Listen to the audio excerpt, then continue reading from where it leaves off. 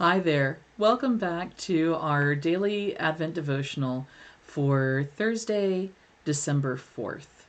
No, December 3rd. I got the date wrong.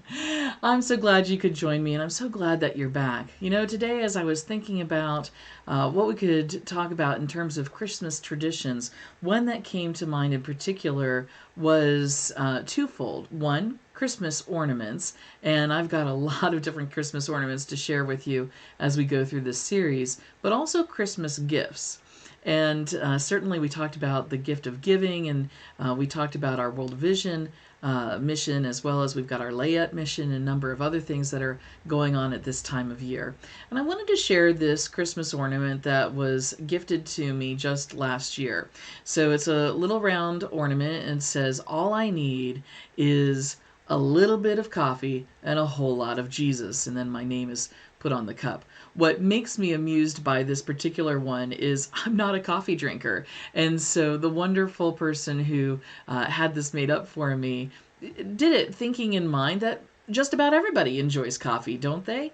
I just never developed a taste for it. Even when I went off to college and people were like, "Oh, you'll go to college and you'll drink coffee." And I just never did. And then when I went to work, it was like, "Oh, you'll go into business and you'll drink coffee." And I just never did. And even going to grad school, "Oh, now you'll really need that coffee." And just, I found my caffeine in other ways. But it does remind me in particular of work, which is going to be somewhat the topic of our devotional here this morning. And so as we look at the Advent calendar once more, and I get out this lovely piece of chocolate, ooh, toffee crunch today. So I have to keep that one in mind for a little bit later. But our scripture verse comes to us from the Gospel of Mark, chapter 8, verse 36. It says, "For what will it profit them to gain the whole world and forfeit their soul?" And when I hear the word profit, it brings to mind business and work. And so today, as we look at the lesson that we're going to cover today from 52 Little Lessons from A Christmas Carol by Bob Welch, we're looking at lesson number 9, which is called Business Isn't Life. That's really hard for a lot of folks. In the United States, we have this curious, at least to the rest of the world, this curious custom that when we meet somebody, we ask their name, and then the first thing that we ask them after that is, "So what do you do for a living?" As if that's how we should be defined, by what we do in order to earn money. And so somebody coming to me, and the other thing that's awkward about that, at least for me, is how do I answer that question? Now, yes, by title and job and all of that, I'm a pastor.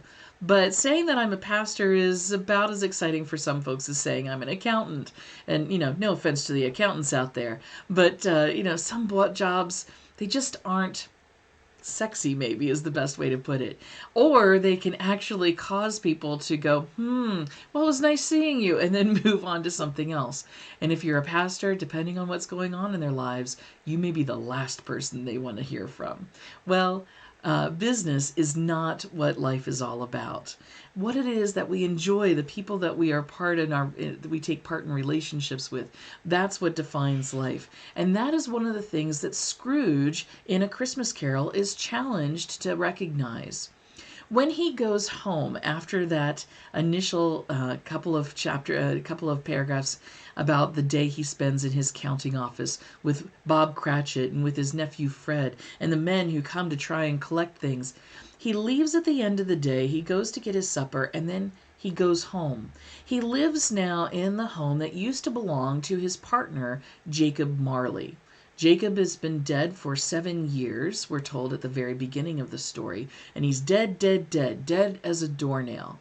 Well, of course, when the midnight hour strikes, the ghost of Jacob Marley, his old partner, comes out, and he first hears him.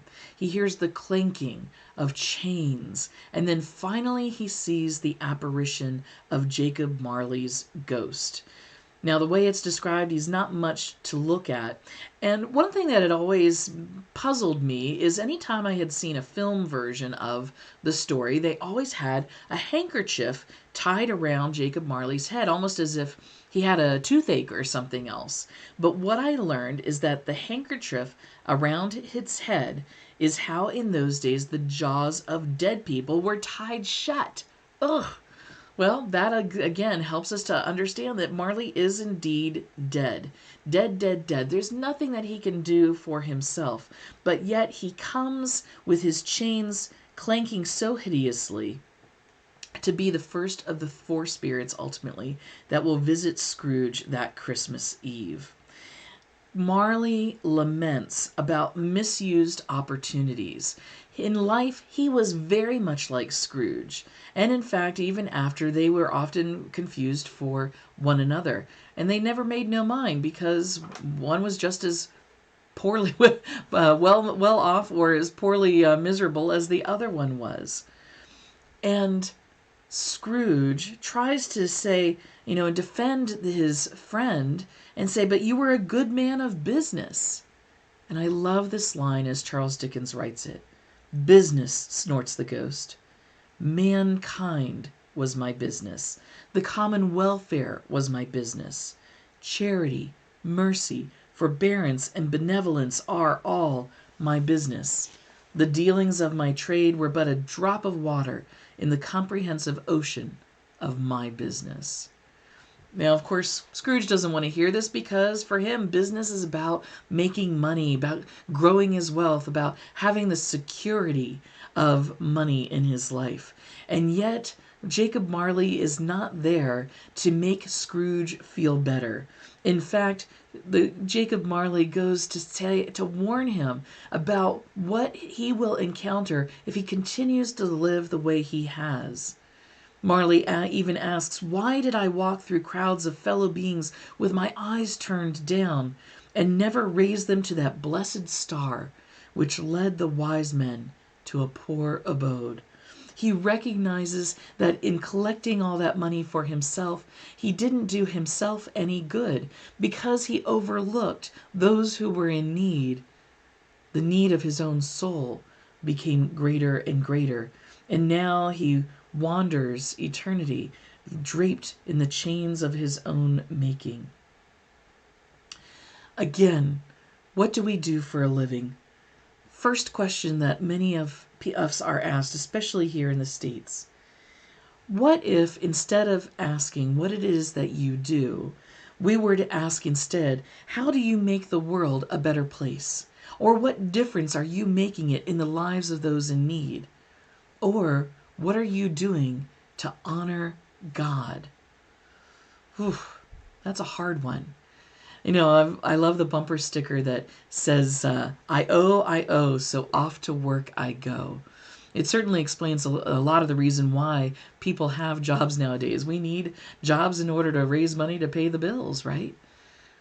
But what if instead we could say, rather than say I'm a pastor or I'm an accountant or I own a hardware store, what if we could say, my job, what I do for a living, is I honor the Lord my God by living the way that God has called me to live, to share my love of Jesus with others, to share the blessings that have been given in my life so that others may be blessed, and to live in such a way that I live with the joy and the spirit of Christmas in my heart every day.